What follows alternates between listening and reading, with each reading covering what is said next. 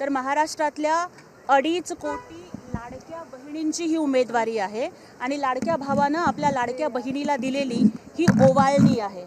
त्यामुळे माननीय उपमुख्यमंत्री एकनाथजी शिंदे साहेब आणि आमचे नेते माननीय खासदार डॉक्टर श्रीकांत शिंदे साहेब यांचे मी मनापासून आभार मानते।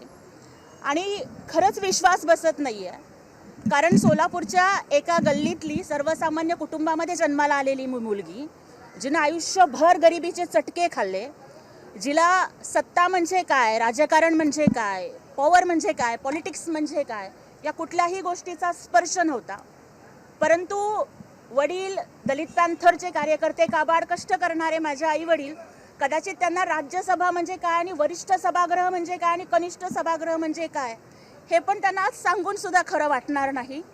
मला वाटतं की माननीय एकनाथ शिंदे साहेबांनी माझ्यासारख्या एका गोर गरीब दलित की बेटी, भीमराज की बेटी, जे मी प्रत्येक वेळेला अभिमानानं सांगते, त्या भीमराज की बेटी, गरीब की बेटी, दलित की बेटीला दिलेला हा न्याय आहे असं मला वाटतं। माझी उमेदवारी माझी नाही आहे, ही बाबासाहेबांच्या हातातील पेनाची उमेदवारी आहे, ही सावित्रीबाई फुलेंच्या हातातील पाटीची उमेदवारी आहे, ही संविधानानं आम्हाला माणूस म्हणून जगण्यासाठी दिलेल्या अधिकाराची उमेदवारी आहे।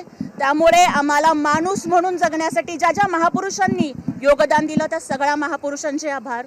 माननीय एकनाथजी शिंदे साहेब हे भाऊ म्हणून या गरीब बहिणीच्या पाठीशी उभे राहिले। शाळेत असताना पायात चप्पल सुद्धा नसायची आणि अनवाणी पायानं सोलापूरच्या गल्लीच्या रस्त्यावर चालणारी मुलगी आज दिल्लीला जातीये, खरं वाटत नाहीये।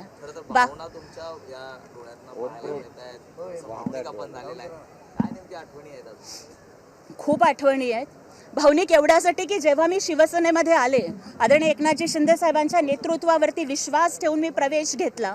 खरं तर मिथ आहे राजकारणामध्ये की तुम्हाला राजकारण करायचं असेल तर तुमचा बाप मोठा असावा लागतो, तुमचं नाव मोठं असावं लागतं, तुमचं आडनाव मोठं असावं लागतं।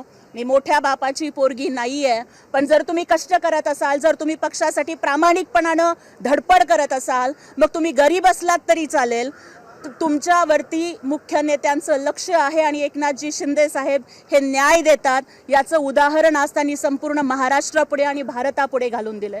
खरं तर दलितांना, मागासवर्गीयांना संधी मिळण्यासाठी आरक्षण लागतं, महिलांच्या संधीसाठी सुद्धा आरक्षण लागतं, पण कुठलंही आरक्षण नसताना माझ्यासारख्या एका महिलेला, गरीब घरातील मागासवर्गीय समाजातील महिलेला साहेबांनी न्याय दिला। मला वाटतं साहेबांनी इथे दाखवून दिलेलं आहे, एकनाथ शिंदे साहेबांनी, की जो मैं बोलता हूँ वो मैं करता हूँ, लेकिन जो मैं नहीं बोलता वो मैं डेफिनेटली करता हूँ। अशा पद्धतीनं त्यांनी मला हा न्याय दिला।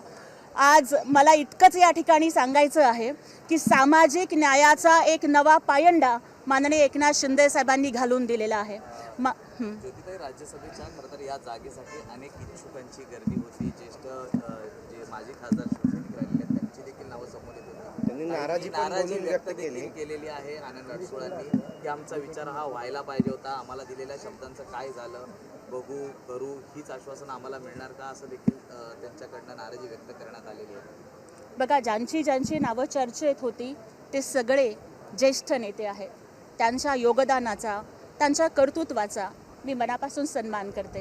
आणि आदरणीय एकनाथजी शिंदे साहेब हे सगळ्यांना न्याय देण्यासाठी महाराष्ट्राला परिचित आहेत आणि त्यामुळे मला नक्की विश्वास या ठिकाणी वाटतो की माननीय जेवढे काही इच्छुक होते ते सगळे ज्येष्ठ आहेत, अनुभवी आहेत, परंतु एका गरीब घरातील दलिताची पोरगी जर संघर्ष करत असेल तर एकनाथजी शिंदे साहेब जसे लाडक्या बहिणींचे पाठीराखे म्हणून उभे राहिले, त्याच पद्धतीनं माझ्या पक्षातील सर्व सन्माननीय मंत्री महोदय असतील, आमदार असतील, खासदार असतील, सर्व नेते असतील, ते माझ्यासोबत उभे राहतील, माझ्या प्रत्येक पावलाला लढण्याचं बळ देतील याचा मला नक्की विश्वास आहे। देशाच्या वरच्या सभागृहात आपण खरं तर आता शिवसेनेचं नेतृत्व करणार आहात, काय नेमकी पक्षाची बाजू, भूमिका तिथे मांडणार आहात, काय विजन आहे? खरं तर शिवसेना हा तळागाळातील कार्यकर्त्यांचा पक्ष आहे। माननीय एकनाथजी शिंदे साहेब सुद्धा नेहमी म्हणायचे ना की मी आधीही कार्यकर्ता होतो, मुख्यमंत्री असतानाही कार्यकर्ता आहे आणि उपमुख्यमंत्री असताना सुद्धा कार्यकर्ता आहे। साहेब जे नेहमी म्हणायचे ना की मी CM असताना कॉमन मॅन होतो आणि आता DCM असताना डेडिकेटेड टू कॉमन मॅन आहे, त्याच पद्धतीनं मग कॉमन मॅन, कॉमन वुमनला न्याय देण्याचं राजकारण हे एकनाथ शिंदे साहेबांनी केलेलं आहे। एका सर्वसामान्य घरातील राजकारणाचा कुठलाही वारसा नसलेल्या मुलीला आज त्यांनी इतक्या देशातल्या वरिष्ठ सभागृहात पाठवण्याची जी संधी दिली त्याच्याबद्दल त्यांचे कितीही कृतज्ञता व्यक्त केली तरीसुद्धा ते कमी होईल. वरच्या सभागृहात गेल्यानंतर, राज्यसभेत गेल्यानंतर माझा प्रयत्न हाच राहील की ज्या पद्धतीनं माननीय एकनाथजी शिंदेसाहेब हे कायम कार्यकर्ता आणि शिवसैनिक म्हणून कार्यरत राहिले, त्याच पद्धतीनं व्हॉइसिंग द व्हॉइसलेस ज्याला म्हणतात ना, की ज्यांचा आवाज, ज्यांचे हुंदके, ज्यांचा हुंकार कधीच ऐकला गेला नाही, त्या शोषितांचा, वंचितांचा आवाज बनून, महिलांचा आवाज बनून देशाच्या राजकारणामध्ये शोषित, वंचित, दलित, महिला आणि लाडक्या बहिणींचा आवाज बुलंद करण्याचं काम मी करत राहीन आणि त्यासाठी मला सगळ्यांचे मार्गदर्शन हे नक्की मिळतील असा विश्वास आहे. खरं तर सभागृहामध्ये विकासाचे प्रश्न मांडायचे असतात.